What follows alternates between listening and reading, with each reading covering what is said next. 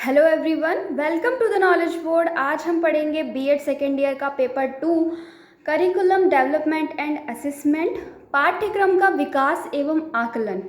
पाठ्यक्रम का विकास और आकलन तो हमें तब समझ में आएगा ना जब हमें ये पता हो कि पाठ्यक्रम होता क्या है, करिकुलम होता क्या है। जब हमें ये पता होगा तो उसका डेवलपमेंट एंड असेसमेंट भी हमको समझ में आएगा। तो what is curriculum and what is पाठ्यक्रम, या जिसको पाठ्यचर्या भी हम लोग कभी कभी बोलते हैं या पाठ्य वस्तु भी कभी कभी बोलते हैं, तो वो हम समझेंगे। करिकुलम हमारे एजुकेशन सिस्टम, हमारी शैक्षिक व्यवस्था, हमारी शिक्षा व्यवस्था का एक हिस्सा है।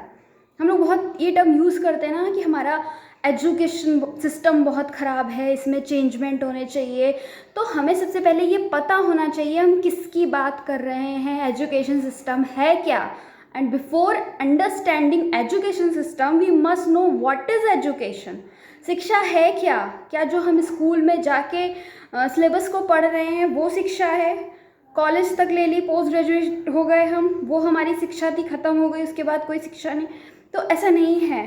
शिक्षा एक लाइफ लॉन्ग प्रोसेस है, एक जीवन पर्यंत चलने वाली प्रक्रिया है।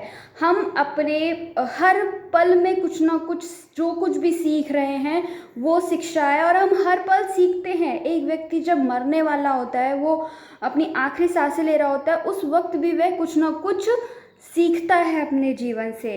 और हम धीरे धीरे कुछ ना कुछ सीख कर अपने व्यवहार को बदलते हैं, उसे अच्छा करते हैं। हर दिन हम अपने आप को इम्प्रूवमेंट करते हैं। किससे? वो भी एक शिक्षा है। हम अपने अनुभवों से कुछ सीख रहे हैं, वो भी एक शिक्षा का ही हिस्सा है।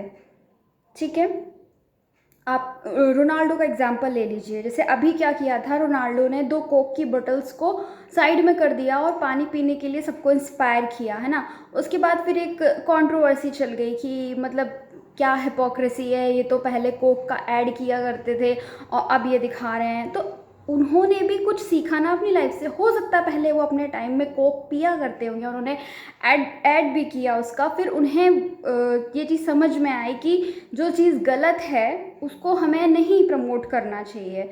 तो ऐसा नहीं है कि जो इंसान पहले कुछ कर रहा हो तो अब वो बदल नहीं सकता। हम खुद भी अपनी लाइफ में बहुत सारे इम्प्रूवमेंट करते हैं। हमें खुद रियलाइज़ होता है कि हमने पास्ट में 1 या 2 साल पहले कुछ ऐसी गलतियां की जो बहुत गलत थी, जो हमें नहीं करना चाहिए था, लेकिन हमने उनसे सीखा, उन अनुभवों से सीखा, शिक्षा ग्रहण की, और अब हमने अपना बिहेवियर चेंज किया। हमने कुछ लोगों के व्यवहार में ट्रिमेंडस चेंज आता है। अब गांधी जी को ले लीजिए। गांधी जी पहले क्लब जाया करते थे, सूट बूट पहना करते थे, उसके बाद फिर उन्होंने अपना परिधान भी चेंज किया उन्होंने, और उनके व्यवहार भी बदला, बहुत सारे चेंजमेंट आए। तो लोग बोलने लगे कि वो मतलब गांधी जी जो थे वो आडंबर से युक्त थे, पर ऐसा नहीं है। हम लोग अपने व्यवहार को बदलते हैं शिक्षा के माध्यम से, और ये शिक्षा या तो हमें औपचारिक माध्यम से मिलती है या अनौपचारिक माध्यम से मिलती है।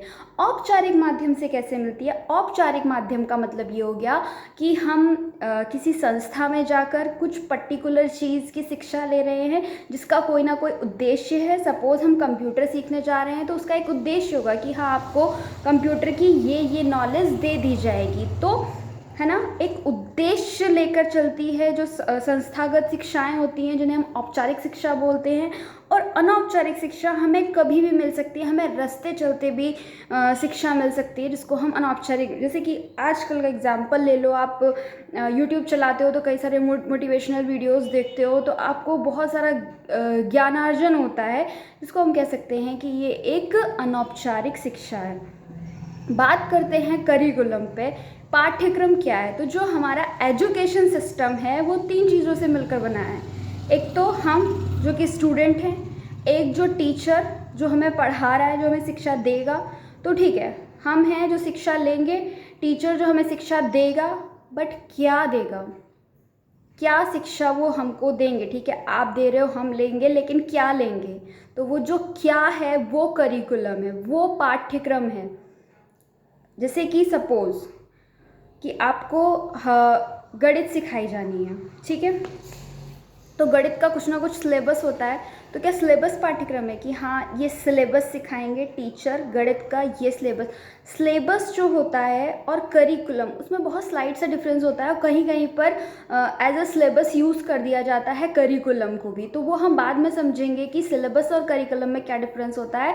अभी हम मोटा मोटा समझते हैं कि करिकुलम क्या होता है। कि सपोज़ गणित पढ़ाया जाना है, बच्चे को गणित सिखानी है, गणित में उसको जोड़ घटाना सिखाना है, सो दैट कि वो अगर बाहर जाता है, दुकान पे जाता है, तो वो अपने पैसे का हिसाब किताब रख सके कि हमने कितना दिया, कितना हमें वापस मिला, कितना हमारे पास होना चाहिए, ये वो सीख जाए। तो इसके लिए क्या किया जाएगा, किस तरीके से सिलेबस को डिज़ाइन किया जाएगा।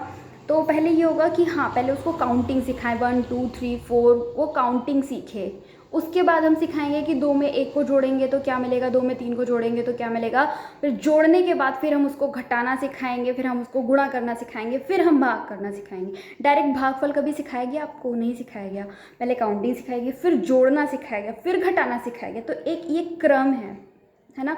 ये हिस्सा होता है पाठ्यक्रम का।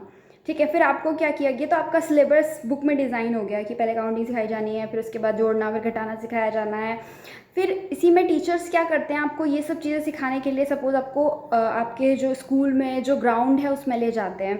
तो आप ग्राउंड में जाते हैं, वहाँ पे पेड़ लगे हुए हैं, तो आपसे बोला गया कि चलो बताओ ज़रा ये कितने पेड़ लगे हुए हैं। तो आपको मज़ा भी आएगा कि कितने हैं, चलो चलो 1 2 3 4 5 गिनते हैं, है ना। फिर बोला गया कि आपकी कितने फ्रेंड हैं बताइए, तो आपने काउंट किया 1 2 3 4 5, मेरी 5 फ्रेंड्स हैं। फिर किसी दिन आपकी कोई फ्रेंड मिसिंग है, तो आपने बोला कि आपकी 1 2 फ्रेंड्स नहीं आई हैं, अब जरा गिन के बताओगे कितनी फ्रेंड्स हैं। तो आपने कहा 1 2 3, यानी 5 थी, 2 चली गई, 3 बची। तो इस तरीके से आपको मज़ा भी आ रहा है ये सब करने में और आप सीख भी रहे हैं। तो जो करिकुलम होता है वो आपके सिलेबस को बहुत ज़्यादा इंटरेस्टिंग भी बनाता है। जो करिकुलम है वो एक ब्रॉड कॉन्सेप्ट है, सिलेबस जो है एक नैरो कॉन्सेप्ट है। मतलब जो सिलेबस होता है वो बुक्स तक सीमित रहता है, लेकिन जो करिकुलम है वो आपका ऑल राउंड डेवलपमेंट करता है। ठीक है, आई थिंक आपको करिकुलम समझ में आ गया होगा। तो अब जब आप करिकुलम समझ गए हैं, तो अब इसके आगे जो वीडियोज़ आएंगे उसमें हम उनका नेचर, करिकुलम से रिलेटेड और चीज़ें डिस्कस करेंगे।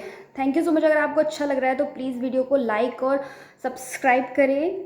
Thank you so much.